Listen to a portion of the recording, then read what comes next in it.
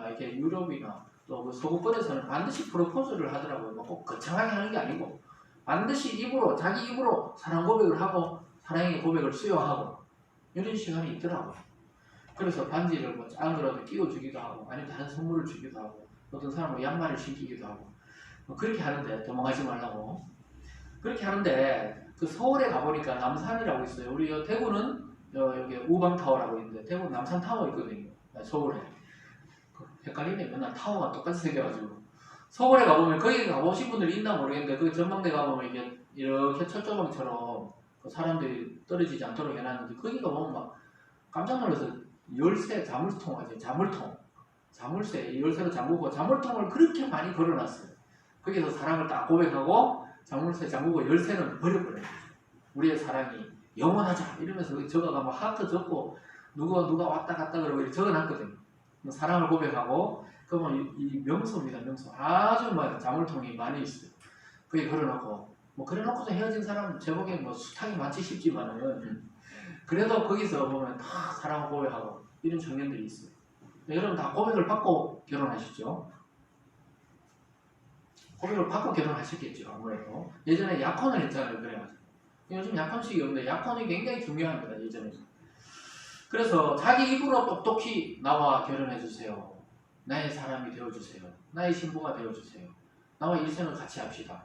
이런 말이 굉장히 중요해요. 남성이 반드시 여성에게 그렇게 고백하라고 그렇게 권면을 합니다. 왜냐하면 이 사랑은 감정도 있지만 말이 이 능력이 되어서 우리가 언약이 맺혀지거든요.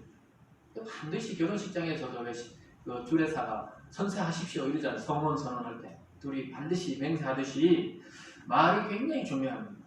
사랑의 고백 상대방은 그 말을 평생 기억하거든요.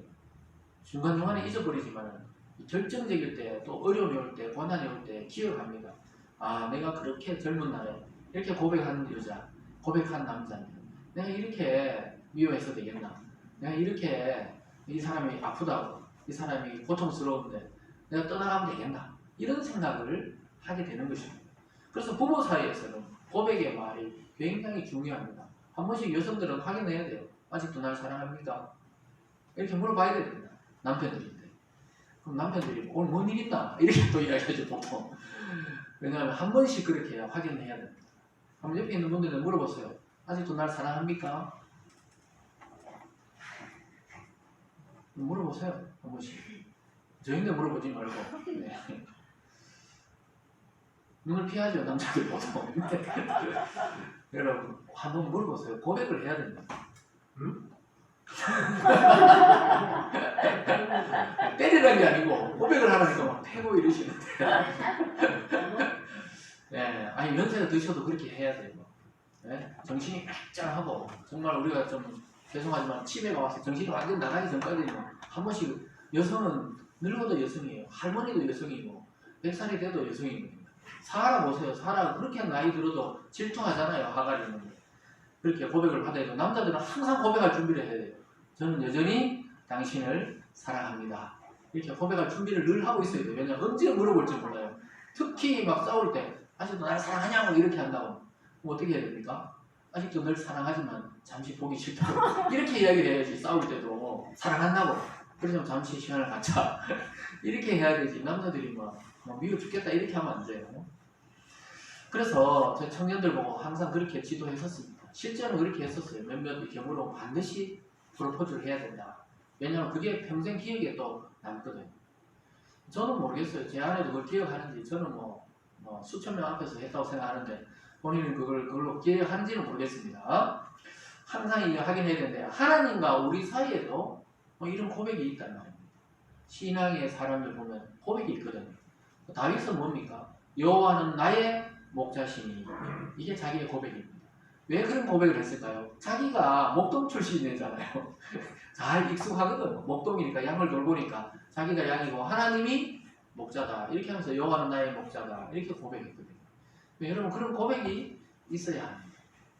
여러분이 하나님 앞에 자기의 하나님에 대한 고백이 있기를 바랍니다. 그래서 아침에 일어나서 우리가 기도하는 것은 무슨 미신적으로 부적을 붙이듯이 오늘 하루도 아무 사고 없도록 부탁합니다. 하나님 알겠죠? 이런 부적이 아니에요. 대화합니다. 하나님과 대화. 하나님 오늘도 나는 여전히 하나님으로 살아갑니다. 나는 부족하고 여전히 세상에 대한 욕심이 있고 나는 여전히 내 육체를 따라 죄를 짓기도 하지만 하나님을 사랑하는 마음은 나는 변하지 않고 있습니다. 이것을 고백하는 게 아침의 기도 시간이고 또 함께 고백하는 게 이 예배의 시간입니다. 그래서 오늘 여러분 마음속으로 고백하세요. 하나님, 나는 여전히 부족하지만 하나님을 사랑합니다. 그럼 하나님 막 너무 좋아하세요. 온갖 복을 다 내려주실 줄 믿습니다. 그래서 우리는 부적처럼 그렇게 사용하는 것은 아니지만 하나님과 항상 이렇게 고백의 시간들이 필요합니다. 교제하고 하나님과 사랑합니다. 고백하고 또 혼자 뭐 커피를 마실 때도 하나님 여기시니까 제가 대신 마실게요. 하나님 사랑합니다. 커피 달달합니다. 이렇게 하나님께 사람 있을 때 또 혼자 중얼중얼 대지 마시고 마음으로 그렇게 하나님과 진짜 교제를 하는 거예요. 왜냐하면 하나님 살아계시고 눈에 보이지 않지만 분명히 내 옆에 계시니까 인격적인 교제를 하시기를 하나님 늘 원하세요. 그래서 예수님이 육체로 이 땅에 오셔서 우리에게 모습을 보여주셨습니다.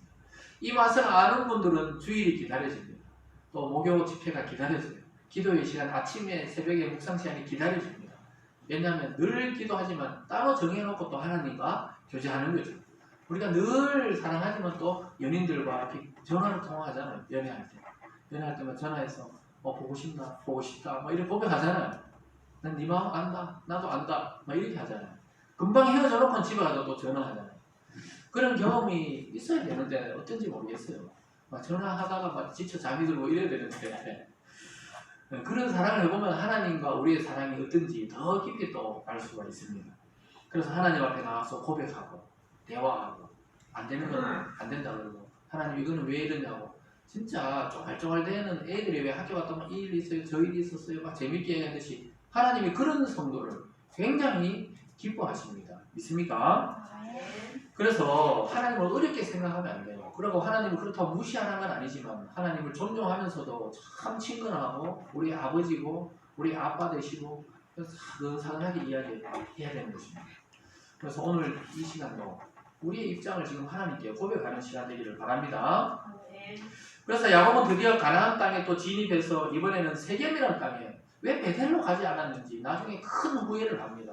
왜냐하면 이 세겜 땅에서 나중에 자기 가족에 큰 비극을 당하게 되거든요. 자기의 유일한 딸이 거기 가서 성적인 범죄를 당하게 되면서 다음 시간에 언제쯤 살펴보겠지만 큰 아픔을 겪는 그 땅이 되거든요. 왜 바로 베델로 안 갔는지 우린 그 이유를 알 수 없지만 여기서 일단 또 머물게 됩니다. 18절을 같이 볼까요? 시작. 야곱이 밧단 아람에서부터 평안히 가나안 땅 세겜 성읍 이르러 그 성읍의 장막을 치고 왜 베델로 가지 않고 또 여기 머물는지 모르겠지만 이 세겜이라는 것은 그 땅의 추장이거든요. 족장이거든요. 족장이 하몰입니다. 하몰이라는 사람이 그 성을 세워서 자기 아들 중에 이름 세겜이 있거든요. 그 성 이름으로 세겜을 지었어요. 옛날에 가인도 자기 아들 이름으로 에녹이라 짓잖아요. 에녹 선지자 말고 에녹이라고 이름을 짓듯이 자기 아들 이름으로 세겜이라고 또 성을 지었는데 거기에서 머물게 됩니다. 야곱은 어떤 이유인지 모르지만 그 베델의 언약을 기억하고 있었지만 베델로 자꾸 곧장 가지를 않아요. 힘들기도 했고 지쳤기도 했고 뭐 여기도 가나안 땅이니까 이렇게 생각했는지 모르지만 그러나 그것이 나중에 큰 화를 당하게 되는 큰 비극의 현장이 되는 것입니다. 그래서 우리가 어떤 일을 할 때 하나님의 뜻이면 끝까지 밀어붙여야 되는 부분이 있어요. 가다 딱 중단해버리면 거기서 아무 일도 안 이루어지고 오히려 후퇴하는 그런 일을 겪는 경우도 있어요. 그래서 감동을 줄 때 그대로 행해야 되는 경우도 있습니다. 어찌됐든지 장막을 치고 이번에는 값도 주고 땅을 삽니다. 이 19절로 가보면 이렇게 말합니다. 19절입니다. 그가 장막을 친 밭을 세겜의 아버지 하몰의 아들의 손에서 100크시타에 샀으며 그러니까 100크시타라 이 말이 화폐입니다. 우리말에 뭐 100만원 이런 것처럼 100크시타에 그 땅을 샀어요. 자기가 장막을 또 치고 아예 그 밭에서 샀습니다. 왜냐하면 공짜로 그냥 잠시 빌려도 되지만 왜 그 땅을 샀냐 하면은 그 히브리인들 이 유대 백성들의 이 사고가 뭐냐 자기 땅으로 사야 그게 자기께 되고 나중에 후손들에게 유업으로 물려지기 때문에 땅을 삽니다. 나중에 그 앞에 보면은 아브라함도 자기 부인이 죽었을 때 막벨라 그 막벨라 땅을 또 그 삽니다. 돈을 충분히 주고 그 물을 사서 자기와 자기 자손들이 그 묻히고 후손들이 그 땅을 차지하고 또 오늘 야곱 같은 경우에는 하나님이 그 가나안 땅 일부를 사게 한 이유는 나중에 전체 가나안 땅이 나중에 유대인들의 후손들의 땅이 되잖아요. 그 땅의 계약금과 비슷한 내용이 있어요. 우리 어떤 집을 살 때 바로 지불하지 않고 계약금을 먼저 주잖아요.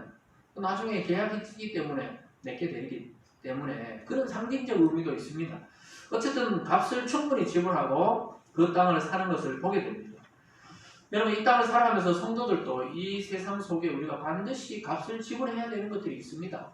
성도들도 그냥 기도만 하고 있어서는 안 돼요. 내가 직장에 가서 성실하게 내 열정과 내 인생을 투자해서 살아야 또 충분한 값을 받게 됩니다. 그러니까 값을 지불해야 되죠. 이것은 돈을 말하는 건 아니에요. 시간도, 정성도, 열정도 쏟아부어야 내게 되는 게 있습니다. 그래서 우리는 그냥 무슨 감 떨어지듯이 가만히 있어 기다리는 그 여행을 기다리는 그런 사람이 또 되어서는 안 됩니다. 하나님께 기도하고 또 열심히 살고 또 열심히 일하고 또 열심히 사랑하고 이런 부분이 필요한 것입니다. 그래서 자기의 무엇인가가 소모가 되어야 돼요. 신앙도 마찬가지죠. 자기 열정과 자기 시간과 자기 물질과 자기 헌신이 들어가야 자기게 됩니다. 그리고 그 신앙이 후손에게도 물려지게 되는 것입니다. 여러분, 어떤 일이 있어도 대가를 지불하고서라도 완전히 자기 것으로 만들어 놓아야 되는 그런 일들도 있습니다. 반드시 그런 게 있죠. 아까 말했지만 결혼 같은 경우도 반반 살 수 없잖아요. 완전히 하나 되고 살아야 되죠. 완전히 자기 가정이 되어서 살아야 되듯이 구원에 있어서도 마찬가지입니다. 구원에 우리는 은혜로 공짜로 이렇게 구원을 받았다 하지만 사실 공짜가 아니죠. 하나님의 아들이 돌아가시고 그 피를 완전히 흘리시고 그 피값으로 우리를 구원했기 때문에 하나님이 완전히 값을 지불하고 우리를 샀거든요. 믿습니까? 그래서 하나님 거란 말입니다. 저와 여러분의 인생과 영혼은 하나님 거예요. 하나님이 그리스도의 피값으로 사신 줄 믿으시기 바랍니다.